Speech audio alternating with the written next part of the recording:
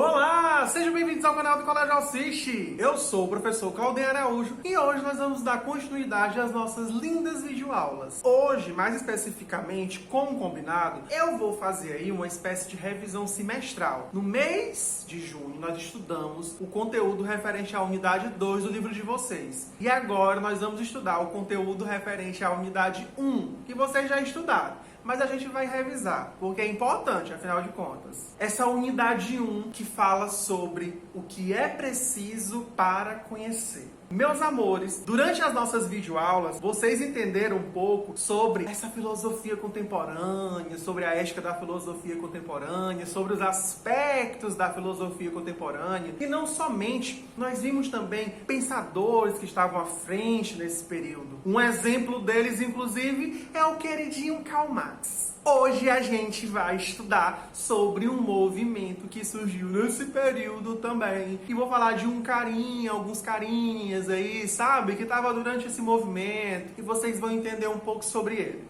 Sabe de que movimento eu estou falando?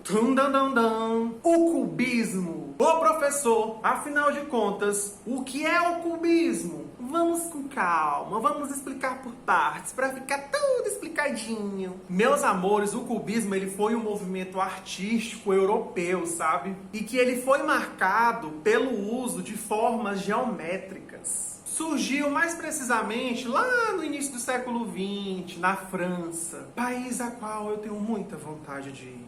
Quem sabe um dia. O que a gente precisa levar em conta, meus amores, é que esse movimento, ele rompeu com modelos que valorizavam só a estética das coisas, sabe? Que valorizava a perfeição das formas. Ele rompeu com isso. Vamos levar em consideração. A gente pode também pensar que esse movimento ele pode ser considerado o primeiro movimento a incorporar o imaginário urbano e industrial em suas obras. E a gente pode pensar que o marco do surgimento desse movimento, eu não gosto de trabalhar com datas, sabe? Acho meio chatinho. Mas foi mais precisamente ali em 1907, sabe? Com um pintor espanhol que muito provavelmente vocês já devam ter ouvido falar sobre ele. Mas se não tiver ouvido falar sobre ele, tudo bem também, porque nós estamos aqui para aprender. Sabe quem foi esse pintor, meus amigos? Pablo Picasso. Antes de entender um pouco sobre o Pablo Picasso, vamos entender um pouco sobre as características desse movimento aí, o cubismo, que afinal de contas é importante nós entendermos sobre isso. Primeiro eu falei para vocês sobre a questão do tratamento das formas geométricas, né?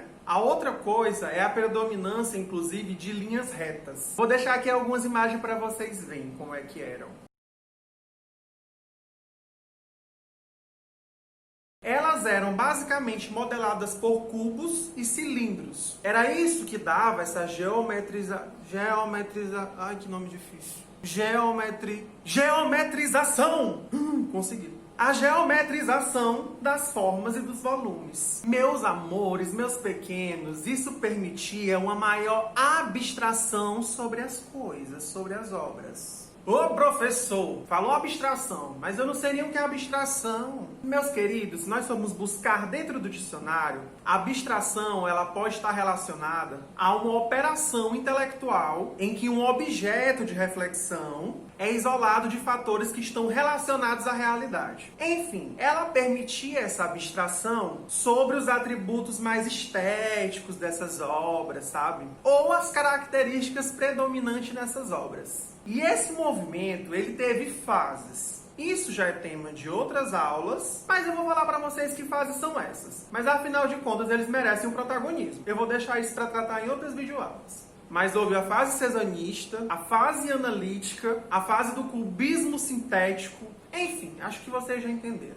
Mas voltando a falar sobre um desses pintores cubistas, e mais precisamente sobre Pablo Picasso, vamos entender, afinal de contas, quem foi esse cara e qual a importância dele, afinal de contas. Meus amores, o Pablo Picasso ele foi um artista espanhol, como eu já havia dito para vocês, e foi um dos maiores mestres da arte do século XX. Produziu milhares de trabalhos de pintura, esculturas, e foi muito reconhecido em sua vida, sabe? O cara, ele foi bem conhecido, bem famosinho. Toda vez eu vou usar esse termo para vocês porque a gente precisa fazer uma relação. Era como se fosse uma espécie de digital influencer da época. A maior parte das influências das obras de Pablo Picasso estava relacionada à arte grega, da africana também, as quais são facilmente visíveis em suas obras. Tem algumas curiosidades sobre Pablo Picasso que eu faço questão de ressaltar aqui para vocês. Uma delas é o que está relacionado à questão política de Pablo Picasso, porque ele foi um militante do Partido Comunista e ele participou de muitos congressos pela paz. Pablo Picasso foi muito importante e, sobretudo, influência, e deixou um legado muito importante, inclusive, até para os artistas de hoje. Vou deixar algumas obras dele em destaque aqui em imagens no vídeo para que vocês deem uma olhada e contemplem também.